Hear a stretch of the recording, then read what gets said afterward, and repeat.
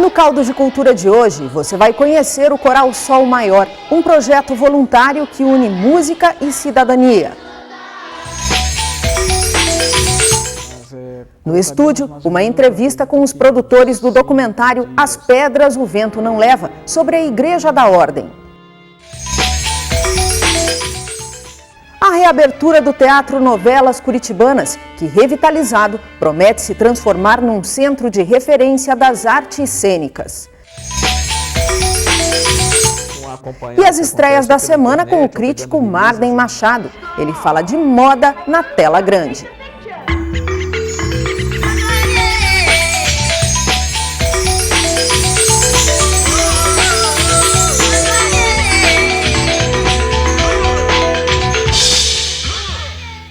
Olá! Um projeto voluntário que, através da música, ajuda a formar cidadãos. É o Coral Sol Maior, formado há 4 anos, numa parceria com o grupo de MPB da Universidade Federal do Paraná. Nele, meninos e meninas mergulham no universo da música popular e da cultura brasileira. Olê, mulher rendeira, olê, mulher renda, tu me ensina a fazer renda, que eu te ensino a namorar. Entrei na rua, custo 120 por hora, botei a turma toda do passeio pra fora, fiz curva 110 sem apertar a buzina, parei a 4 deuses da vitrine. Olha que coisa mais linda, mais cheia de graça, é uma menina que vem e que passa, num doce balanço, caminho do mar. A música popular brasileira ganha novas vozes.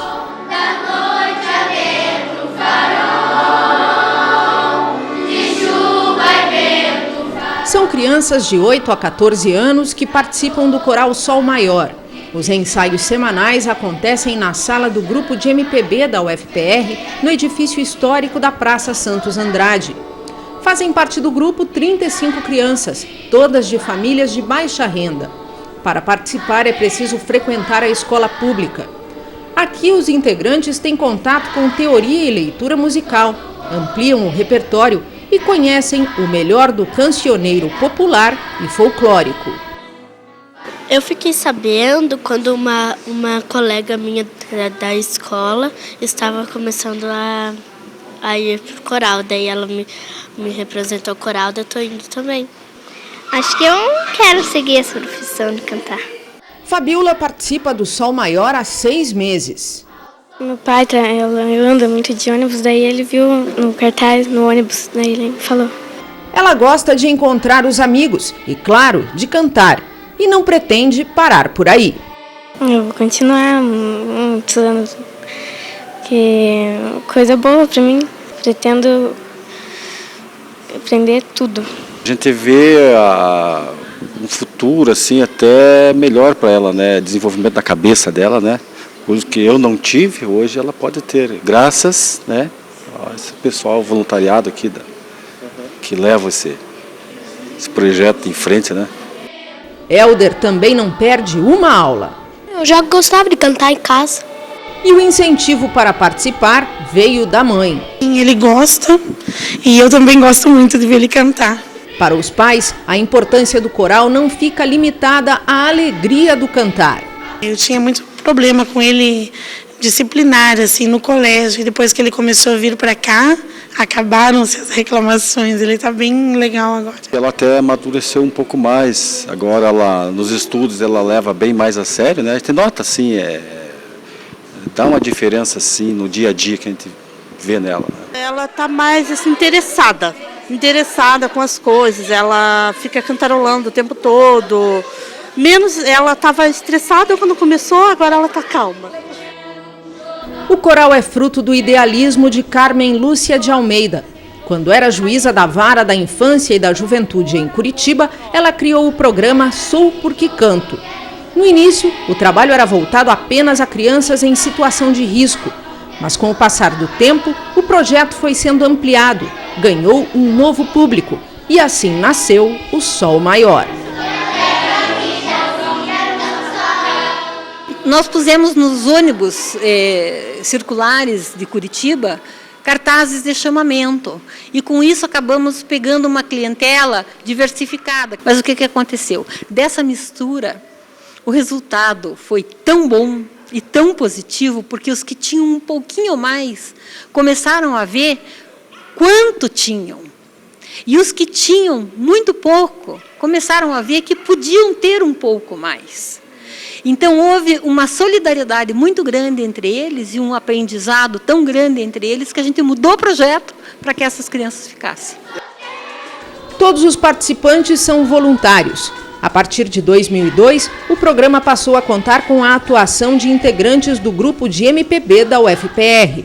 Desde então, a universidade abriu as portas ao projeto. No começo do trabalho, nós trabalhávamos num outro local, era totalmente independente da universidade. O único vínculo é que quando eu passei a fazer a regência do grupo, eu necessitei pedir à minha coordenação uma autorização para me ausentar durante a tarde no dia de ensaio. Mas, depois de algum tempo, nós precisamos mudar o local do ensaio. E eu achei que a universidade seria o local ideal para isso. E realmente foi. A partir do momento em que nós começamos a ensaiar aqui, muitas coisas se desenvolveram de uma forma muito mais satisfatória, né? A começar que o espaço aqui é adequado. Nós temos aqui toda a estrutura para um ensaio de coro.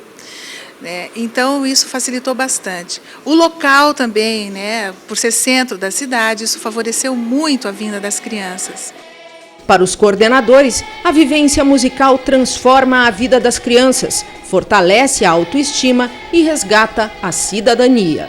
Para nós, se uma criança chega aqui, por exemplo, muito triste, muito calada, e que a gente percebe que alguma coisa aconteceu com ela, e ela, no final do ensaio, dá um abraço para a gente e diz: Carmen, até quinta, obrigada. A gente já viu que alguma coisa ali dentro mudou e que ela vai levá-la para fora isso. E talvez isso seja assim, uma diferença pequenininha que, somada ao longo de anos e anos e anos e anos e anos de ensaio, acabe fortalecendo, e fortalece mesmo, porque as crianças aprendem que aqui elas são respeitadas. Então, elas exigem respeito não só em casa, como na rua também. Eu acredito que trabalhar música ou qualquer outra arte com qualquer ser humano, seja criança, adulto, idoso, é permitir que uma dimensão essencial do seu ser venha à tona.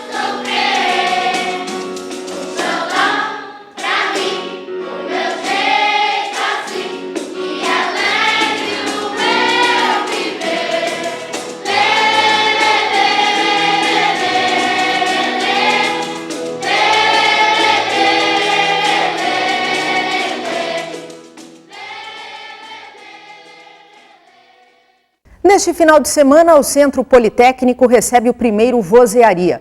O Festival de Bandas Independentes acontece nos dias 23 e 24, das 14 às 22 horas, com entrada franca. No evento vão ser arrecadados alimentos para doação a entidades assistenciais. O Vozearia é promovido pelos alunos da Universidade Federal do Paraná e da Universidade Tecnológica Federal do Paraná, com o apoio da Assessoria de Assuntos Estudantis da UFPR. Mais informações no site www.vozearia.zip.net. Ela foi construída em 1737 e é o edifício mais antigo de Curitiba. Estamos falando da Igreja da Ordem, que acaba de ter a sua história contada num documentário. O curta-metragem As Pedras o Vento Não Leva foi produzido por Carla Nascimento e dirigido por Pablo Almada. E eles estão aqui no estúdio para falar do projeto. Muito obrigada pela presença de vocês aqui no Caldo de Cultura. Como é que foi a criação desse projeto? Por que da escolha da Igreja da Ordem? Primeiro pela importância, toda a importância histórica, cultural da igreja. Surgiu da necessidade da divulgação de um prédio anexo, que seria o primeiro, inédito, o primeiro prédio de apoio do Brasil, assim, 24 horas funcionando, e da necessidade mesmo da divulgação, não só da importância que ela tem para a capital, como tudo que já aconteceu, tudo que passou, que as pessoas não têm esse acesso a essa informação, uma informação muito limitada, muito restrita. Então a gente quis divulgar, acabar difundindo essas informações. E esse foi um projeto que começou com estudantes, estudantes da PUC, aqui da Federal. Como é que foi o desenvolvimento desse trabalho? Bom, a questão da participação dos estudantes nasceu de um trabalho acadêmico. Da necessidade de um trabalho de fotografia, e conversamos com um senhor, e estudante já viu, quer fazer tudo, consegue tudo, enfim. E o Monsenhor acabou gostando da ideia de vamos fazer, e daí, tá, mas vamos fazer uma coisa um pouco mais profissional, não amadora, vamos entrar, mas né? Aí a equipe acabou mesclando profissionais com estudantes, tanto da PUC quanto da Federal, e acabou virando essa salada gostosa que acabou ficando o documentário. E como é que foi trabalhar com esse pessoal todo, né? Então vocês tinham profissionais, tinham estudantes, como é que foi o desenvolvimento desse trabalho? Por onde é que vocês começaram? Bom, basicamente a equipe é muito reduzida e o que deu também é uma boa comunicação para que haja um bom relacionamento com a equipe. Foi interessante a modo de intercâmbio, né? Cada um com conhecimentos diferentes e com o que sim, digamos, o pessoal que não tem muita experiência, sim, agregou muito interesse, e com o pessoal que mais ou menos já está, também um desafio, porque cada projeto é um desafio, né? Como é que foram as gravações, quanto tempo vocês levaram e com que material vocês trabalharam? Bom, o tempo especificamente do projeto ele esteve repartido, né? Então ele não foi contínuo, mas contaríamos mais ou menos, acredito que uns 5 dias, 6, se a gente somar todo. E bom, foi feito com um material básico, certo? Não, câmeras, microfones, equipamento semi-profissional.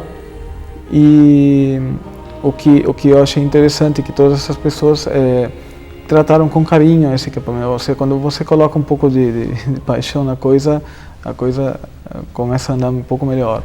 E bom, acho que o resultado pode ser mais em função disso do que o próprio tecnicismo de equipamentos e coisas assim, que eu acho que o resultado é mais nas pessoas, né, na equipe que colaborou.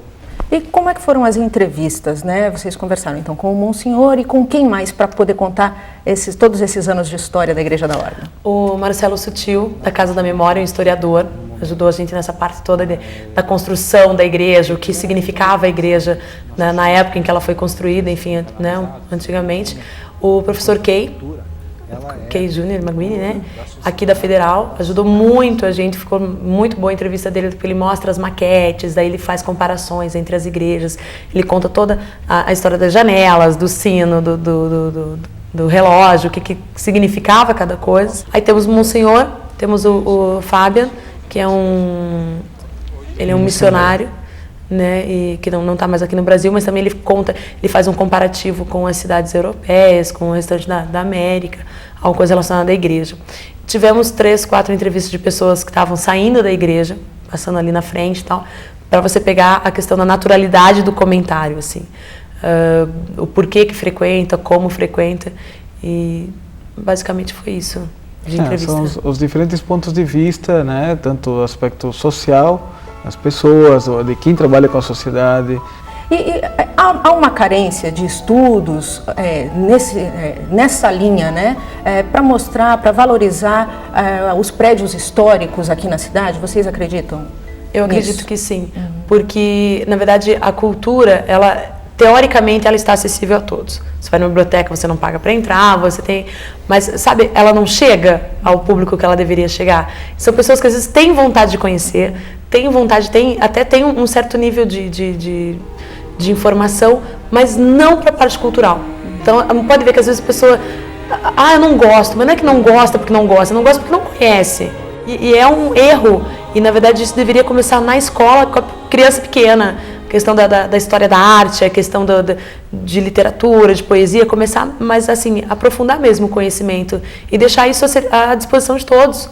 E não simplesmente você elitizar certas classes que podem ou não ter acesso. E nós falávamos há pouco, um pouquinho antes de começar a entrevista, que a própria Igreja da Ordem pode ser tida como um museu.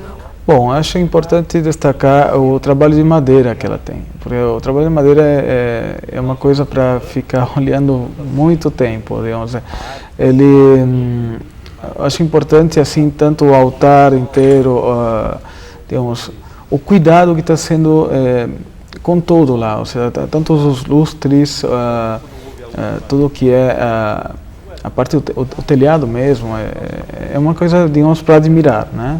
Em relação aos lustres, é interessante ressaltar que eles vieram da Áustria para a visita do imperador na época, porque a igreja matriz, que é onde é a catedral hoje, ela tinha sido demolida para a construção da nova. E a que estava mais próxima, que estava por ali, era a igreja da ordem. Então foi aquela correria para reformar, mas enfim, naquela época a informação demorava muito tempo. Ele vai vir daqui 2 meses. Aí conseguiram importar algumas coisas e dar uma arrumada na igreja para receber para os atos imperiais religiosos. E quem quiser ter acesso ao documentário, qual vai ser o procedimento?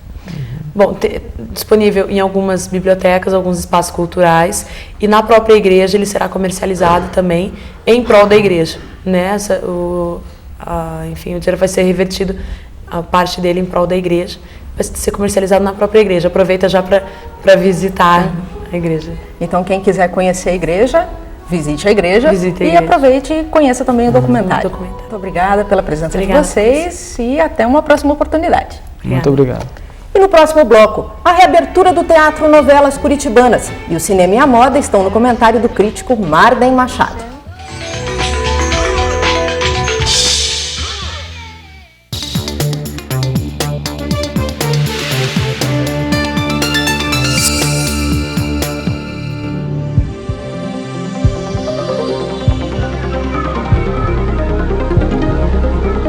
Os alunos da Universidade Federal do Paraná têm direito à assistência à saúde nas seguintes especialidades: clínica médica, ginecologia, pediatria, psiquiatria, enfermagem, assistência social, odontologia e massoterapia. O atendimento é feito em 2 centros de atenção à saúde, mais conhecidos como CASA. Anote os endereços. A Casa 3 fica no Centro Politécnico e a Casa 4 fica no setor de Ciências Agrárias. Nestes locais também são aplicadas vacinas contra hepatite, tétano e gripe. Os filhos de alunos com menos de 13 anos também têm direito à assistência médica gratuita. Todas as consultas devem ser agendadas pelos telefones 3361-3066 e 3350-5776.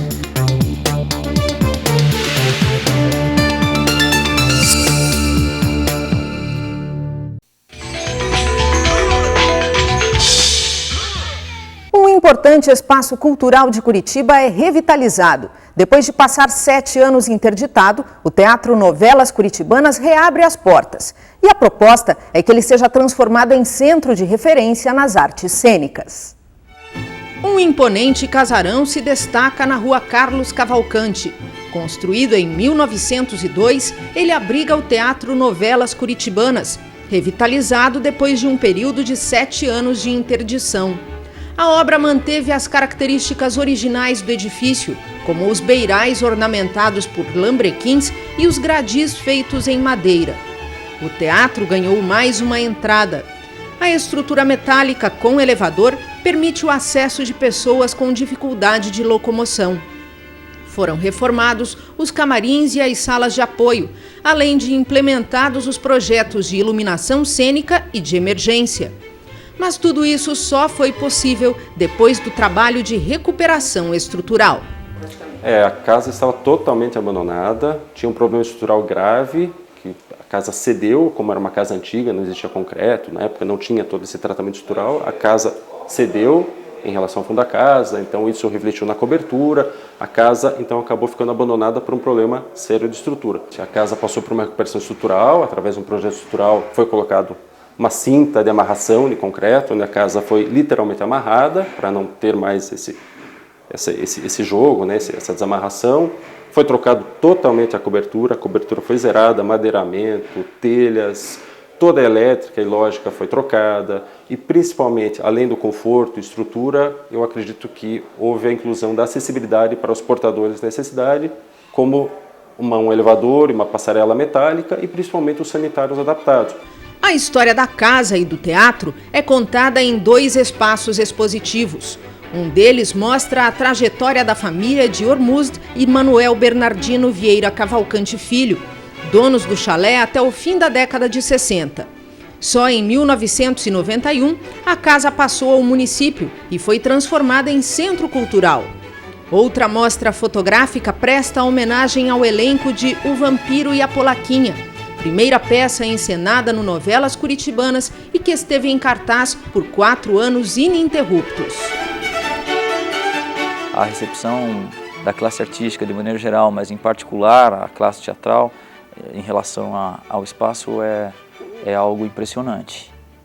O afeto que os artistas têm com esse espaço, o lastro cultural que tem, quase todo mundo tem uma história boa para contar de ocupação desse espaço, até o momento em que ele foi fechado por problemas estruturais. Então, a reabertura a gente sentiu isso na cerimônia de reabertura, uma importância para o lastro cultural desses artistas de maneira aguda, em particular para o elenco do Vampiro e a Polaquinha, aqueles que continuam produzindo na cidade, que continuam atuando, a forma com que o espaço foi devolvido como uma grande homenagem a esses artistas que foram pioneiros do espaço, que construíram uma história absolutamente heróica, a manutenção de um espetáculo por um tempo nunca visto antes na cidade, a beleza do espetáculo, a presença definitiva do Ademar Guerra na direção desses atores. Então, esse aspecto da reabertura também foi muito comovente.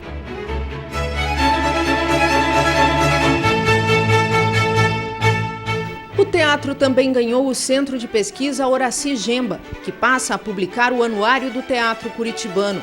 A sala de espetáculos tem 80 lugares e uma configuração que permite uma ocupação não convencional. A proposta é que o espaço seja transformado num centro de referência, de pesquisa e de prospecção teatral. A gente tem até aqui 3 linhas, digamos, gerais, mestras de pensamento de ocupação. Uma delas está ligada à produção de espetáculos inéditos, com apoio, com patrocínio do Fundo Municipal de Cultura. Essa frente ela já está caminhando. A Fundação Cultural já lançou um edital que prevê a produção de 4 espetáculos inéditos para o calendário de 2007. Então essa é a primeira frente, mas ela já vem linkada de alguma maneira com a segunda proposta, que é na área de formação, ou na área de geração de conhecimento, de geração de pesquisa documental, de registro de processo, que deve ser, como a gente chama, por conta da restrição legal, uma contrapartida que essas produções deverá gerar para o espaço, para a cidade, em particular para o Centro de Pesquisa Horaci Gemba, que é um espaço de referência, que contém uma biblioteca, que deve gerar cursos, principalmente para jovens artistas ou para pesquisadores de maneira geral, ou para estudantes de teatro, que devem ocupar as salas de apoio, ou mesmo a sala principal, com esse tipo de ação.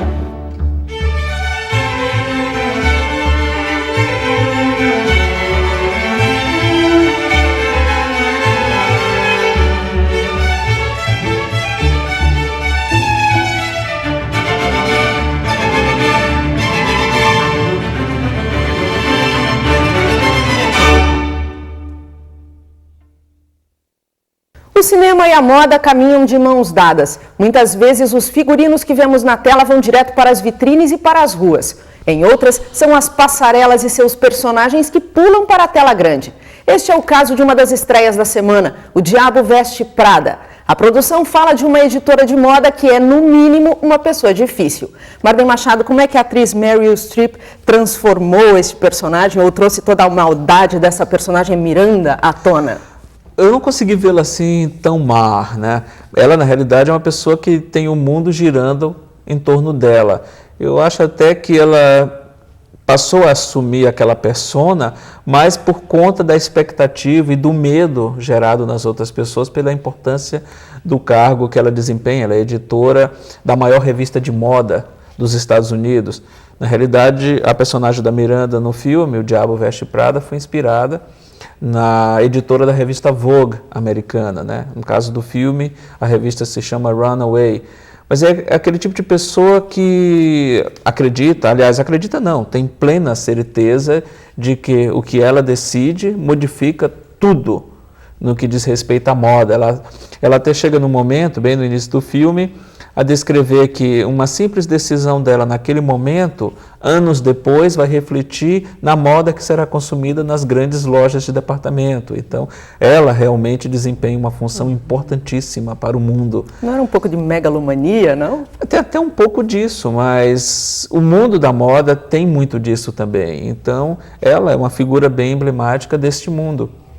E o conflito vem de uma nova assistente que vai trabalhar com ela e que não entende nada de moda, nem do mundo da moda, nunca tem ouvido falar da Miranda, né? É até isso um dos motivos que faz com que ela é contrária, porque ela não tem conhecimento nenhum daquele mundo, e ela acha que talvez por conta disso até ela possa funcionar.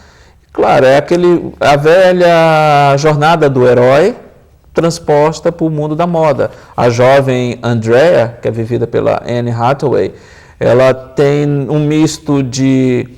Ela tem na figura da Miranda o grande obstáculo que ela precisa superar, que ela precisa enfrentar constantemente. Tem a figura do Nigel, que é tipo um dos assistentes na criação das peças e nos lançamentos, que é vivido pelo Stanley Tucci, que é como se fosse o mentor dela, é aquele que nos momentos certos dá os toques certos para que ela cresça como pessoa e adquira o conhecimento e a habilidade para enfrentar aquele mundo cruel.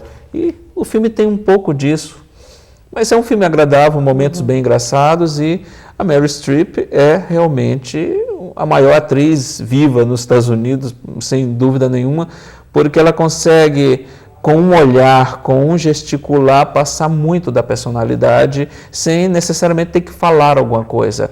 Tem sequências lá inteiras em que basta você olhar os olhos dela, ou até uma mexida de canto de boca, que você sabe o que é que ela está querendo passar com aquilo, sem precisar verbalizar isso. E isso não é todo ator que consegue passar a personalidade de uma personagem sem ter que ficar falando o tempo todo, se explicando. Ela não precisa se explicar. Ela é a Miranda e ponto final. E explorar esse mundo da moda e as vaidades envolvidas nesse meio é habitual no cinema. A gente tem aí Prêt-à-Porter, que explora essa questão, explora até um pouco os jornalistas que cobrem também, modas, editorias. O Prêt-à-Porter é um pouco mais abrangente, porque ele pegou uma gama maior de pessoas envolvidas com o mundo da moda. E a história tem como centro um grande desfile que vai acontecer em Paris, né? Esse filme é de 94, do Robert Altman. Robert Altman vinha do grande sucesso de Short Cuts, que ele havia feito no ano anterior, e ele resolveu focar o mundo da moda, como ele já havia focado antes o mundo da música e vários outros assim, guetos. Ele gosta de trabalhar com muitos atores em histórias que aparentemente são deslocadas e que aos poucos vão se cruzando e formam uma história maior. E não só o mundo da moda era o foco, né, no Prêt-à-Porter, como também, e eu acho que até principalmente, o mundo do jornalismo que cobre esse mundo da moda. Tinha aquela repórter loura, mas completamente burra e desinformada, mas que tinha uma bela estampa e que apresentava todas as reportagens, e quem sempre salvava o dia era a produtora da reportagem e tudo. Até essa repórter era vivida pela Kim Basinger. Nós temos dois repórteres que vão a Paris, um para cobrir um crime, que é o Tim Robbins, e uma outra que vai para cobrir o desfile, que é a Julia Roberts. Os dois, por uma questão de vaga de hotel, terminam sendo obrigados a dividir o mesmo quarto. Inevitavelmente começam um caso amoroso e nenhum dos dois vai cobrir efetivamente a sua pauta. Eles ficam transando o tempo todo no quarto, e dos intervalos das transes eles acompanham os acontecimentos do crime e do desfile de moda pela TV e relatam, pelo que eles veem na TV, o que está acontecendo em ambas as pautas, como se estivessem lá pessoalmente acompanhando tudo. E isso é um tipo de coisa que a gente vê comumente em muitos repórteres que se limitam a acompanhar o que acontece ou pela internet, ou pegando releases e remontando, não saem efetivamente para a rua para fazer suas pautas. E mesmo antes disso, tem, acho que está como destaque, Edith Head, né? Que foi a maior figurinista do cinema em todos os tempos. Ela falava que teria trabalhado em mais de 1000 filmes, mas... Foram um pouco mais de 500, né? Um pouco mais de 500, ele exagerou um pouquinho. Então foram 35 indicações ao Oscar e 8 estatuetas. E a Edith Head trabalhou bastante com Hitchcock. Ela cuidou especialmente do figurino de 3 grandes filmes do Hitchcock, 2 deles com a Grace Kelly. No caso, O Ladrão de Casaca, que, como fofoca de bastidor, foi todo rodado em Mônaco, na região de Mônaco e Monte Carlo, foi onde o príncipe Rainier, na época um dos solteiros mais cobiçados da Europa, conheceu e se apaixonou pela Grace Kelly. Tanto é que foi o último filme que ela fez, pouco depois eles se casaram, né? E ela também fez o figurino para Grace Kelly no filme Janela Indiscreta e também o da Kim Novak no Em Corpo que Cai. Então, ela trabalhou com Hitchcock, trabalhou com Billy Wilder, com todos os grandes diretores da época. Ela fez figurinos da Malvada. Da Malvada, com a Bette Davis, a Anne Baxter, fez também de Sabrina. Que, na verdade, as roupas eram de Givenchy, mas quem levou os créditos? Claro, e sem maiores agradecimentos. E, como exemplo máximo da elegância e da beleza no cinema, a gente não pode deixar de falar da Audrey Hepburn, e pelo menos em 3 filmes delas que são bem fortes nesse quesito moda, que seria o primeiro grande sucesso dela, A Princesa e o Plebeu, Sabrina, que até deu o Oscar de Edith Head, e o Cinderela em Paris, que também fala um pouco desse mundo da moda. Take the picture! Stop! I don't want to stop, I like it! Take the picture!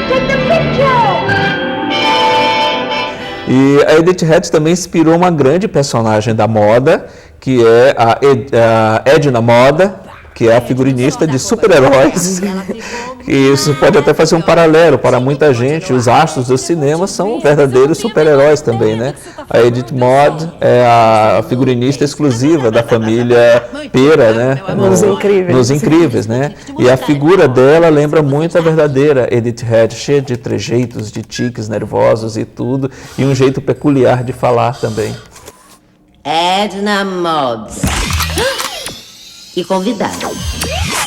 E falando de animação, temos também, estreando essa semana, uma animação que é Asterix e os Vikings. Asterix e os Vikings. Ao contrário dos 2 filmes anteriores que foram feitos com Asterix, mas com atores, né? Este é animação, é uma animação simpática e Asterix é sempre interessante. Quem teve o prazer de ler Asterix em quadrinhos, agora pode vê-los na tela grande. É sempre uma diversão sadia para qualquer idade. E você tem mais uma recomendação para esse fim de semana, uma estreia. É um filme, uma produção argentina-espanha, o diretor é argentino, o Marcelo Pinheiro, mas a produção é espanhola, o filme se passa em Madrid, e para quem está acostumado com esses reality show tipo O Aprendiz, que pega um grupo de pessoas que disputam uma vaga numa mega empresa, o filme segue por aí, é inspirado numa peça de teatro. O filme tem um esquema bem teatral, já que quase toda a ação é centrada numa sala onde as 7 pessoas que disputam, essas pessoas de diferentes sexos e faixas etárias, eles disputam uma vaga nessa empresa. Então tem todo aquele terror psicológico, aquelas questões, aqueles joguinhos e tudo aquilo para testar as habilidades individuais dos que estão disputando aquele cargo, para ver no final quem será o vencedor. O filme é O Que Você Faria, e tem como astro principal Eduardo Noriega, que é um dos grandes atores espanhóis da nova geração. Não é muito conhecido no Brasil, mas fez 2 trabalhos bem interessantes que estão disponíveis na locadora. Quem quiser conhecer um pouco mais da carreira dele, ele fez Lobo, que é um filme sobre o ETA, a organização basca terrorista lá da Espanha, e ele também fez o filme Preso na Escuridão, que é a versão original que depois gerou a refilmagem americana Vanilla Sky. Então, algumas boas opções, variadas. Sim. E semana que vem teremos As Torres Gêmeas, o filme que talvez redima um pouco a carreira do Oliver Stone, né? Depois do fiasco de Alexandre. Marden, obrigada. Até semana que vem. Até semana que vem. E o Caldo de Cultura de hoje termina aqui. Envie suas críticas e sugestões para o endereço caldodecultura@ufpr.br e até o próximo programa.